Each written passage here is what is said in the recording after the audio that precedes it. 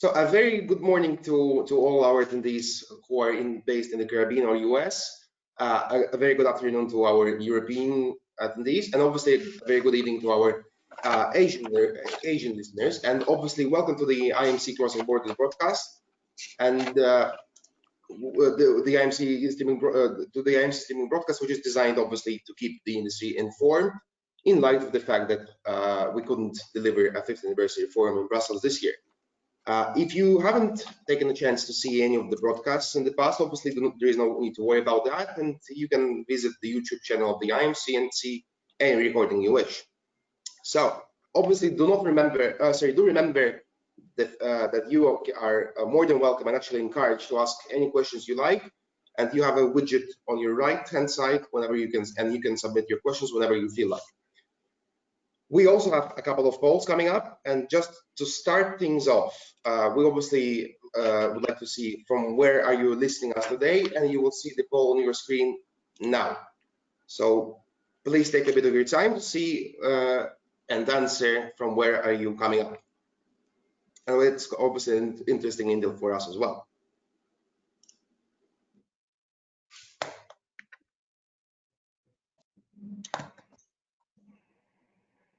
We have half of our audience voting. We'll wait a little bit more and we start off. Right, so what's interesting is that we have most of our audience coming up from Europe and Africa, and we have another part of our audience coming from US, which is obviously our subject line. Now, today's IMC streaming broadcast is obviously very, very interesting and timely in light of the new administration in the US. And during Donald Trump's 4 years in the office, America's relationship with the world was profoundly changed and impacted many areas of the immigration, both in and out of the US. And today we want to discuss and review the expertise and opinion of our panel of experts, which I will shortly introduce, and in terms of what we can actually expect from Biden's and Harris' White House, the impact they can cause on the economy, and obviously on investment migration. So let me start with actually introducing our fellow experts on our panel, and let me start with Mr. Klasko, who is the managing partner for Klasko Immigration Law, and also an IMC founding member, and also an IMC regional representative office in the US and the Americas. Then we have Mr. Solimano, who is the founder of the International Center for Globalization and Development, and also a newly elected chairman of the IMC. We are then joined by Ms. Noreen Hogan, who is the president of the CMP regional centers, and also we have Mr. Rogelio, Caceres, who is the founder and the CEO of the RCG Global. Again, let me remind you that if you have any questions, you are more than welcome, more than encouraged to ask them via your widget on your right. So let's start with our discussion. And the first question I have is addressed to Ms. Noreen Hogan, and it touches the EB5, because we all have seen that the EB5 has undergone a lot of different changes in the past couple of years, and the new administration is kind of a question mark. So Noreen, what kind of positive or negative impacts do you see on the EB5 program in light of the new administration? What do you anticipate to come? Yeah, and thank you for the opportunity to be a part of this panel. As you mentioned, the EB5 industry has seen major changes over the last year. But when it comes to the changing administration and the current administration, EB5 has sort of been, I would say, spared by this administration when it comes to Trump's stance on immigration. Over the past 4 years, there's been many executive orders limiting immigration. However, EB5 has been carved out of those, and Donald Trump's stance has pretty much been that if it's merit-based immigration, that he's a supporter of it. And so, like I said, we've a little bit been spared over these last 4 years. And so in the future, with the Biden administration, I see a bright future. So regardless, essentially, of who is in office, or Republican or Democrat, it seems that they understand that the EB5 program, which is a job creation economic stimulus program at no cost to taxpayers, that they are supportive. And we believe we're just going to see further support with the Biden administration. He's actually already talked about some of the prohibitive immigration restrictions that have been put in by the Trump administration, removing them, such as the travel ban, and hopefully the order on the restriction of the Hong Kong normalization, that eliminated the treatment of Hong Kong as a separate foreign state, which impacted the amount of time it would take someone from Hong Kong to move forward. And so we see the future is bright with the Biden administration, and we look forward to the changes that are to come. All right. Well, thank you very much for your insight. And actually, what you've just said perfectly diverts me to the next question, which is to Mr. Klasko. How easily will it be for Biden administration to overturn the immigration policies of the Trump administration? Because obviously there are some anticipations in this. Well, we have to understand that there have been over 900 immigration restrictions that the Trump administration has put into place in the last 4 years. And Biden can't come in on day one and say, I'm overturning 900 restrictions. There's lawsuits. There's over 200 lawsuits challenging these things pending. We have to divide it up into various types of ways that these restrictions have happened.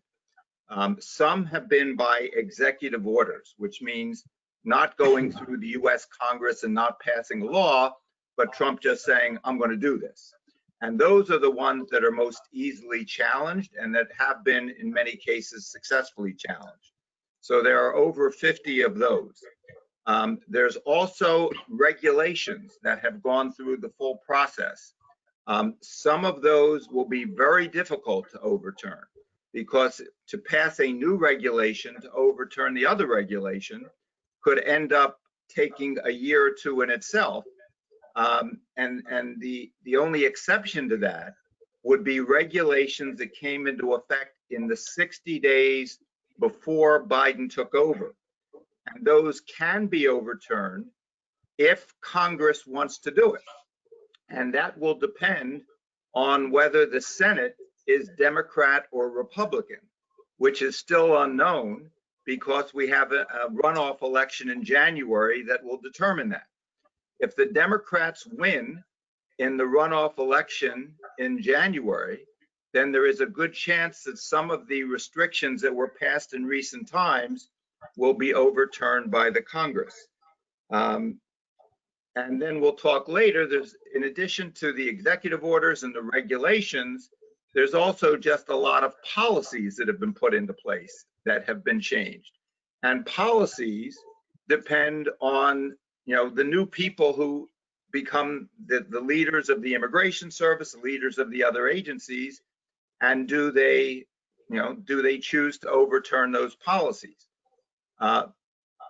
We need to understand, as we talk about all of this, that even though Biden has a long history of being pro-immigration, and I fully expect that his administration will be pro-immigration, rumor has it that there are other issues in the United States other than immigration that he may also be paying some attention to. As important as we think it is that he deal with these immigration issues, it may be at best some months before he begins to look at it. And it's not likely that he's going to be able to deal with everything on the first day he looks at immigration. So it's a very complicated thing, and I would leave people with two messages. Number one is, I think over the 4 years, we will see a major attempt to go back to where we were as a welcoming country, and change a lot of the anti-immigration policies. But number two, realistically, we have to understand that this will not happen quickly. All right, this is an amazing piece of opinion, I would assume. The other question I wanted to discuss today was actually addressed to Andres, more on the economic side of it. And Andres, would you give us a bit of an insight? Can you actually elaborate a bit on this, on the main approach in the economic policy that is likely to be adopted by the Biden-Harris administration? Yes, thank you, Denis. Well, I think first it's important to realize that the Biden-Harris administration will face very important challenges on the domestic and international fronts. I think his domestic priorities will be to keep, accelerate or keep a momentum for the economic recovery, to try to accelerate economic growth. The situation also on the job market is not easy. The latest numbers are that the jobs created in the month of October, November, were on the order of 250, 300,000, which is a big deceleration compared to the numbers between August and October, which were over 100.5 million new jobs. So to accelerate economic growth, to recover employment will be an important priority. Of course, to cope with the second wave of the COVID, which is hitting the US quite strongly. There is another point that I think I would mention is unclear in which direction we'll go. Is this administration, this year at least, there may be a possible correction in the stock market. The valuation of stocks is very high compared to early 2020. So if there is a correction in stock market, it's something that the administration may have to deal with. And I think the new orientation of in economic policy will be, paying attention to these priorities: growth, employment, perhaps the stock market, Green New Deal. I mean, there is a talk that the priorities in the energy sector, other activities will be in that direction. Biden also is talking about more emphasis in investment infrastructure, technology, manufacturing, etc. He has an agenda on tax reforms, increasing taxation in the upper bracket, increasing taxation, the tax rate of corporations, policies to the middle class, student debt, workers' rights, etc. It's a broad agenda which reverses in several directions the orientation that were taken by the Trump administration. I think on the international side, I think Biden will move towards a more direction of multilateralism, international cooperation, and away from economic nationalism, America first, etc. That has been the rhetoric and the practice of the current administration. Issues are pending regarding China, whether the Biden administration will continue, moderate a little bit the trade and technology war, so to speak, with China. The issue of economic relations and immigration with Mexico, I think, will be in the agenda. The role of the World Trade Organization, the Paris Agreement, G7 and G20, which will be the role of the US in those two important forums. And on immigration, and at this point has been underscored by Noreen and Ron also, it's likely that the US will return to its traditional orientation of being an open country to immigrants, a more rule-based regime for people coming to the country, and move away from the, so to speak, anti-migration bias of the current administration. Of course, the dynamics of moving from one orientation to the other will be plagued by difficulties like the relationship with Congress, the mix between executive orders and going to Congress, etc. but I think we can expect a big change in the orientation of economic policies and migration policies, trade, international finance to some respect. I think we should expect for some kind of big changes, but it doesn't look like an easy road, though. I share the point with Ron also in this. I would assume, and I would assume that what you're saying is that the immigration policy that are to be changed, if they will be changed, obviously are very much related to the economic policy that is proposed. Yes, well, but also yes, there will be a change in the orientation. The point is that since the rate of unemployment is higher than it used to be in the US, the economic determinants of immigration will be affected. I mean, there will be probably in some sectors less jobs to be offered to immigrants, which depends on the macroeconomy, etc. So you have to consider that. But still, I see that there will be opportunities in high-tech, medical sector, etc. The sector that will be probably more hardly hit are restaurants, I don't know, hotels, entertainment, live concerts, etc. Okay. So, but on the overall, the economy will not be probably in the short run plentiful of jobs, and so that should, on the demand side, affect immigration flow. Okay, I mean that actually leads me to a very interesting question to Rogelio in light of his expertise, because what Andres said, and we will all know that the Biden's pre-election and post-election steps would affect taxation, many other aspects of the United States citizens. And knowing your perspective, Rogelio, I would say probably how do you think the new administration policies actually will, if they will, catalyze the spike in demand in investment migration actually from the US citizens and not vice versa? I think we cannot hear you, unfortunately, Rogelio. Sorry about that, guys. There we are. Hi, everyone, and thanks for having me here today. That's the million-dollar question, right? What impact will a new administration have on this potential flow or interest from American citizens to take advantage of this great insurance policy, which is residency and citizenship by investment? I think traditionally, countries are adapt to these types of investment aspects or options on 4 or 5 drivers, right? Mobility, the power of the passport, concern on security, safety, social unrest, better quality of life, better access to healthcare, education. And on those fronts, one can argue whether or not the administration will have an impact on, we all hope, obviously, the best for the new administration. But those drivers traditionally in the United States have not really suffered, right? There's generally been a very popular country, pro-business, safe environment, et cetera.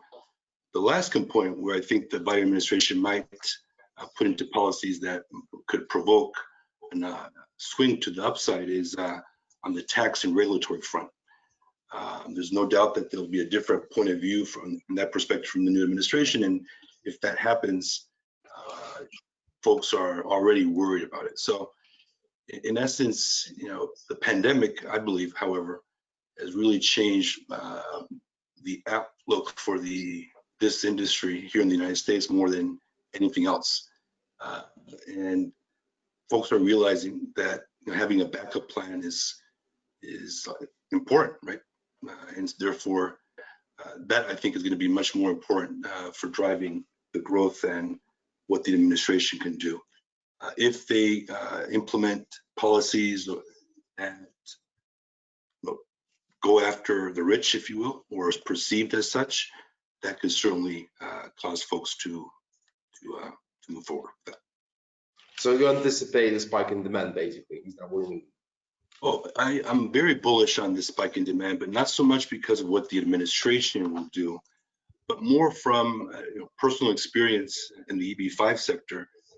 For 25 years, countries like India, Brazil, South Africa collectively had less than 1,000 investors, and that wasn't anything to do with their perception of EB5. It was complete lack of awareness of that this great program, the EB5 program. And so once companies, RCG Global will be one of them, begin to promote and educate the American citizen in general about this great option, which is not renouncing your citizenship, it's not anti-patriotic, it's just on the offensive side, being able to capture more opportunities globally in the global economy. And on the defensive side, why not have this? Why not work from home, work from Greece for 3 months out of the year?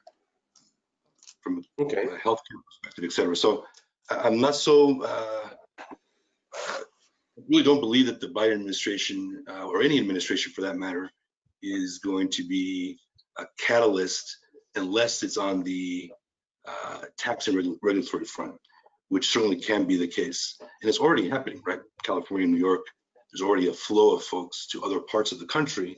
What percentage of those will decide to take it a step further and gain further downside protection by having an alternative residency or citizenship? All right, okay. Going back to EB5, Ron, I wanted to ask you, I mean, Trump's administration is quite famous for its anti-immigration policies, and I mean, obviously, it is very interesting as how have investors have fared during those anti-immigration years of the Trump administration. How was that? Yeah, so we'll talk both about EB5, which is the investment green card, and also the E2 visa, which is the investment visa, which is in many cases a 5-year visa, and many people consider it the best visa you can get to the US. It's not a green card. And Noreen, touched on this earlier, and I'll just go into it in a little bit more detail. So 2 of the highest profile restrictions that the Trump administration put into place is a ban on almost all immigrants to the US, which means immigrant is a green card holder, people coming for permanent residence. But there are only 2 exceptions to the ban on immigrants. One is spouses of US citizens, and 2 is EB5. And there's a reason for that, but the bottom line is EB5 was spared. On the non-immigrant side, on the visa side, there's a ban on everybody, almost everybody coming to the US to work, what's called H-1B visas, L-1 visas, J visas, but E-2 visas were not included. So we had a situation where even though almost every way of coming to the US was banned, and still is, it is excluded E2 and EB5. However, as we look at what's been going on in the US, we need to understand it's not just the Trump anti-immigration provisions, but it's also the pandemic, because the pandemic has resulted in US consuls around the world being closed, in many cases since March till now, and in some cases they reopened and closed again, and in some cases are only available for emergency services. So even though E2 and EB5 are not banned by the Trump bans, they are practically in many cases banned by the fact that the US consul isn't open to interview you and issue you the visa. And that is very case by case through today. So if we have somebody applying for an E2 visa, and we do have lots of them, we have to check day to day, is the consul open and is it going to be open tomorrow? So and that is not going to change immediately. In addition, there are situations, for example, with EB5, many people come from China, or in Schengen and Brazil and other places. There still are quarantine provisions, which means you can't come to the US until you have quarantined for 14 days in some other country. And there are some consuls, for example, that are not issuing EB5 visas because they're saying, well, what good is it if we issue the EB5 visa? This person can't come to the US anyway because of the quarantine. We don't think that's correct, but that's what's going on. So in summary, the answer is Trump has largely spared E2 and EB5 investors, but the world and the pandemic has swept them into the mix of everybody having trouble to immigrate to the U.S. right now. It'll take a combination of the scaling down of the pandemic and the new administration to bring us back to normal, hopefully early in the year 2021. Okay, I mean, if we take the theory of it, you know, Ron, I mean, based on what you said before and what you said now, the changes that are likely to occur, obviously, if you forget about the pandemic, I mean, we're just speaking about law. Do you think that changes will occur to the immigration after January developments, or it probably will be maybe a bit later? What are your thoughts on this perspective? Yeah. First of all, I think that the executive orders, a very large number of these executive orders, for example, the immigrant visa ban and the non-immigrant visa ban, the Trump administration during, let's say, the first 3 to 6 months, I would guess would be issuing executive orders to rescind a lot of those things. I think it's optimistic to think that a lot of that's going to happen before 3 to 6 months. What we hope, I do a lot of immigration advocacy work and immigration litigation work in addition to my work with investors and other immigrants. We are optimistic that the person who has been nominated to be the Secretary of the Department of Homeland Security, which oversees the Immigration Service, is a gentleman by the name of Alejandro Mayorkas. And many of us know Ali very well because he was the director of the Immigration Service during the boom years of EB5. And he was the strongest advocate I think we've ever had within the Immigration Service of the EB5 program. And now, assuming he's confirmed, he will become the head of Homeland Security that oversees the Immigration Service. One thing we will be advocating is the appointment of somebody to head up what we're colloquially calling the immigration czar.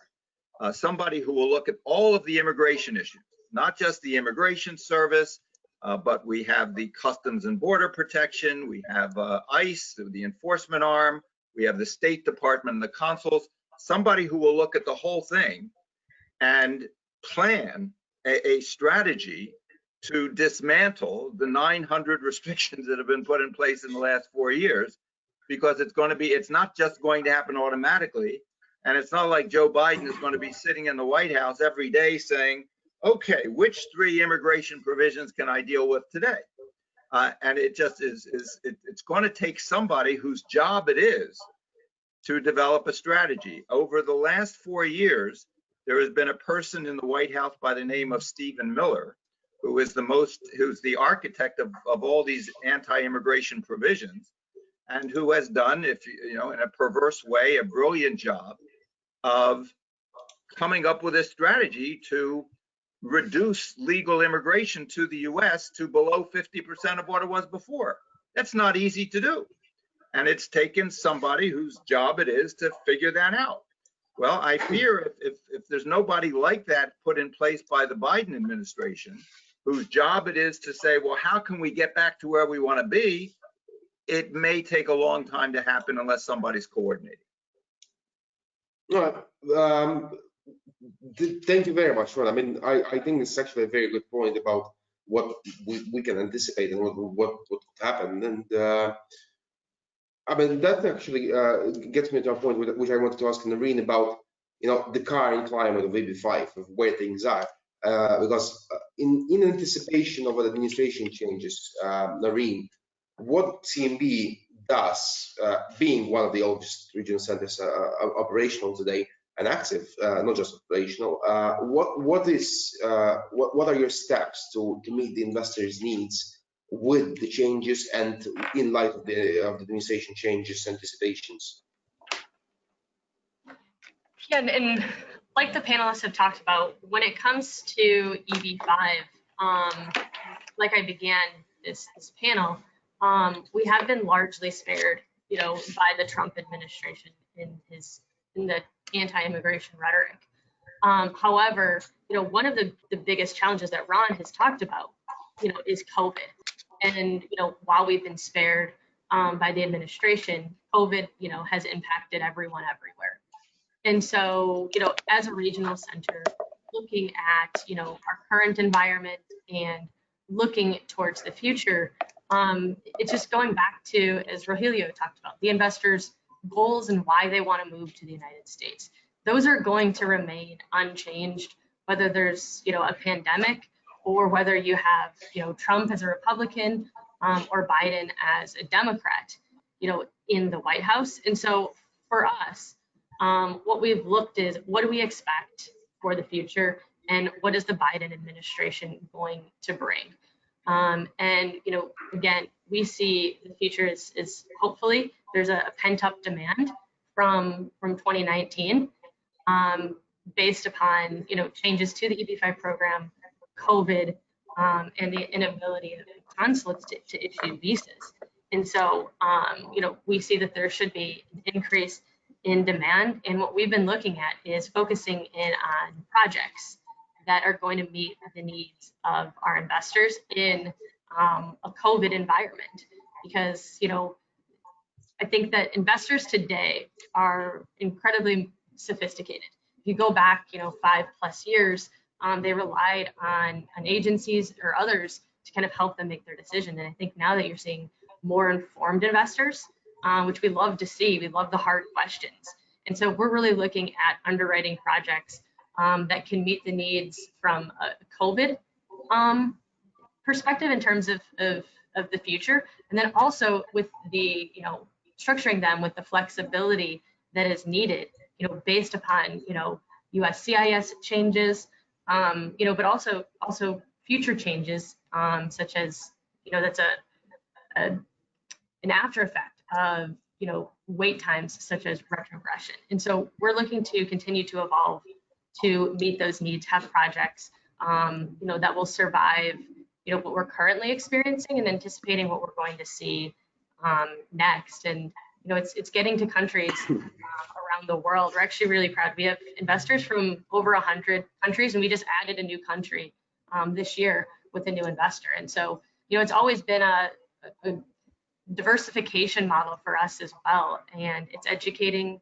individuals. And I think that regardless of the administration, both Republicans and Democrats recognize that EB5 is a job creation program. It's bringing in, foreign investment at absolutely no cost to taxpayers, but it's our jobs, as Ron talked about, is to make sure that we there's people in place in the administration that understands this and that can push the agenda of inclusiveness. And I think that one of the other things that we are excited about is we have had investors say, I don't want to move forward until I know who the president is going to be. And there's uncertainty. They see this summer, especially George Floyd riots erupting. They said this looks more like my country. So I think that a change in administration is going to bring confidence to the rest of the world that America will return to what it looked like previously. And so we're really looking forward to that, and we're ready to help investors once they're ready to make that decision, and it's on their time. And so I think that the administration will give people that confidence that they previously had. Speaking of, Dennis, can I add something to what Noreen said? Yeah, absolutely. And I agree with what she said. There's another factor at play in addition to the pandemic and the general Trump anti-immigration policies. And that is in November of 2019, the EB5 investment amount minimum was increased from 500,000 to either 1.8 million or 900,000, depending on the geographical area. Obviously, a very big increase. All of the a very, very large percentage of investors who were thinking about doing EB5 did it by November of 19 to beat the increase. So it was no surprise, and we all anticipated that for I'd say at least 6 or 9 months after November of 2019, there was going to be a significant decrease in EB5 investors, and that in fact happened. But I think in the industry, we're all beginning to see it's now a year beyond that. And the demand, the new generation of investors don't know about 500,000, and they're not saying, well, it's gone up double or triple. They're just saying, well, 900,000, that's less than it is in a lot of countries. That's not so bad. And so for that reason, I think irrespective of the Biden administration, we are seeing and will see some significant increases in the EB5 program usage going forward in 2021 than we did in 2020. Yeah, Ron, I completely agree. I try to think after a year, it's kind of become like the new normal. And we knew it was going to be a problem, but I try to almost, remove that in a way from discussions, because you also don't want people to go back to I could have got it for almost half the price a year ago. But I do think that people have adapted to that change, which is a good point. I think another reason why demand will continue to rise. I'd like to add, you have mentioned it. Five. You have something to add, Rogelio? Yeah, just on the EB5 side, the composition of the countries that are driving the growth in the program post 2017 really developed a much broader range of countries, right? So it really became a globalized program, which is a good thing. But many of those investors either were met in person by the industry and had that comfort level in order to move forward. That has not been able to occur. For this last 9 months, no one's traveled anywhere. And so people have been busy, obviously, dealing with the pandemic. Without the ability to meet investors and provide that comfort, have the investors come to the United States and visit projects, the entire process of getting comfortable with this important decision has been delayed. So that's part of it. The other thing, we should be honest with each other, which we are. The U.S. response to the pandemic has not been world class, and perhaps some of the attractiveness of the country is minimized in this period, given the current administration's, in my opinion, lack of response, if you will. But as this occurs and the new administration comes in, and as vaccines kick in and the fear of pandemic subside, that also should fuel growth in the program. So it's a combination of a lot of things. The price increase, I don't think you mentioned, but it's also the inability for investors to come to the U.S. and the industry to come to them directly and speak about the great program this is. I would add one other optimistic note for EB5 investment in the coming year, and that does have to do with the Biden administration.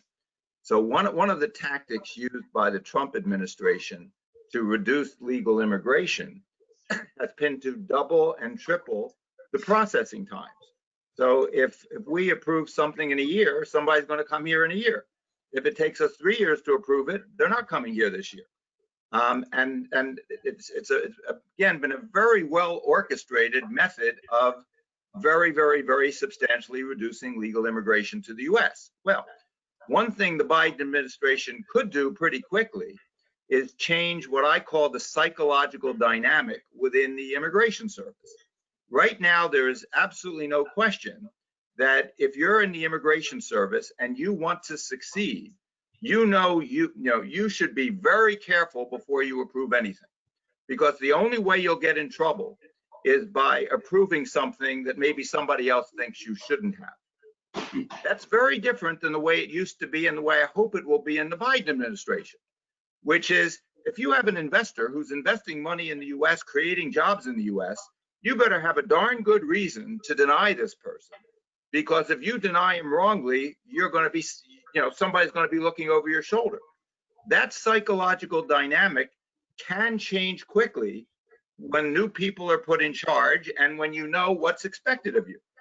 And if the goal is to get as many cases out as we can, and you're going to be judged on that, as opposed to the slower you go, the better. If it takes 9 months or a year to approve an EB5 petition, rather than 2 or 3 years, that improves the how the EB5 program is perceived, and what the demand will be from EB5 investors. I mean, actually, as you spoke, there was a question that came exactly in this regard, and I want to actually Ron and Noreen and Rogelio to have your thoughts on this.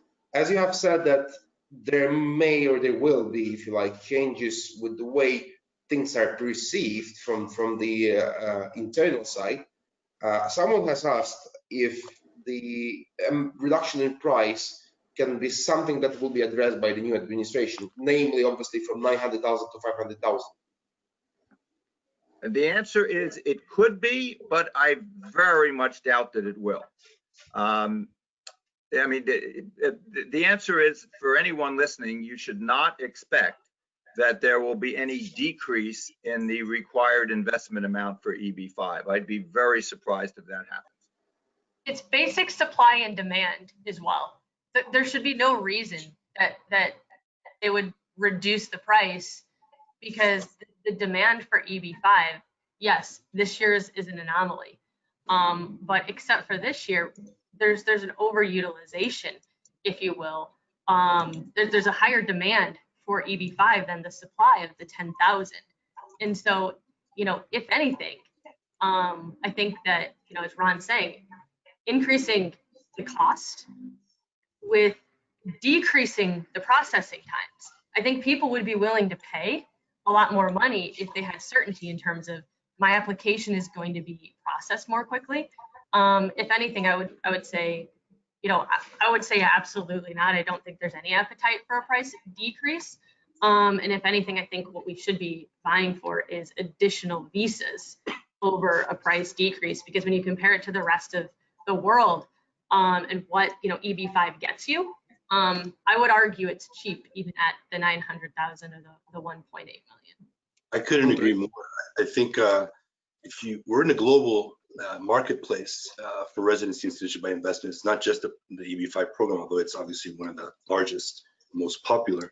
But in a global marketplace, when the UK's tier 1 program is £2 million, when tier 1 and tier 2 programs in New Zealand are north of 3 million and 10 million New Zealand dollars, Malta, Cyprus, programs like that are quite attractive.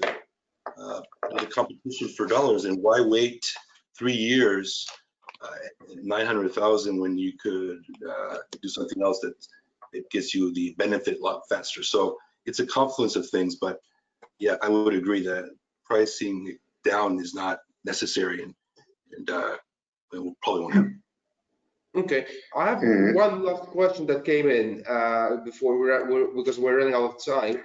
And again, I mean, the question is more for Noreen, Ron, and Rogelio than anything else. And that does actually affect demand, as you have mentioned, Noreen.